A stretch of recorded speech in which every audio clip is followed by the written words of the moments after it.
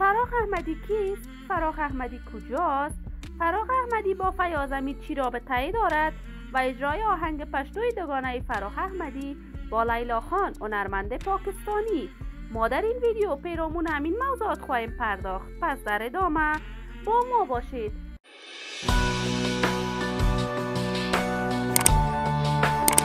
سلام، شما را خوش آمدید میگم به یکی دیگر از ویدیوهای جذاب کانال دنیا اینفو. من مروارید عزیزی هستم. برای حمایت از من علامت سابسکرایب را فشار دهید تا از ویدیوهای دیگر کانال ما هم آگاه شوید. فراخ احمدی هنرمند جوان، تازه کار و نه چندان نامآشنا در میان هنرمندان افغانستان است.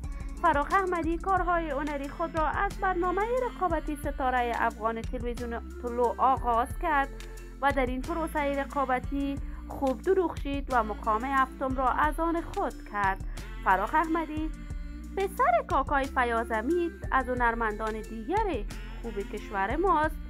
فراخ احمدی در کشور آلمان زندگی می کند و در آنجا هم به کارهای هنری خود ادامه داده است. فراخ احمدی بیشتر اوقات آهنگهای عاشقانه می سراید و دارای سبک هنری خاص است.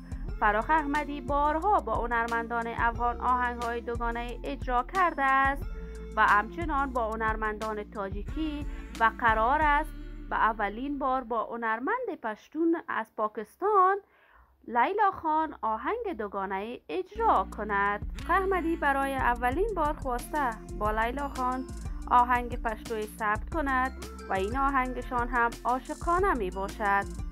لیلا خان از جمله هنرمندان مشهور پاکستانی است که بارها با هنرمندان افغانی آهنگ‌های دوگانه اجرا کرده، از جمله مهدی فرخ و رجا رایش، و قرار است در این روزها آهنگ دوگانه لیلا خان با عالی انصاری نشر شود.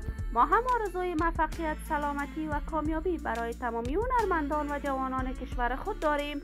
دوستان نهایت عزیز، شما هم نظریاتتان را در بخش کامنت با من شریک بسازید.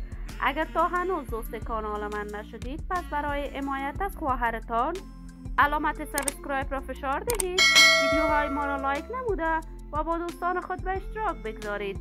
سلامتی شما آرزوی ماست. تا درودی دیگر، بدرود.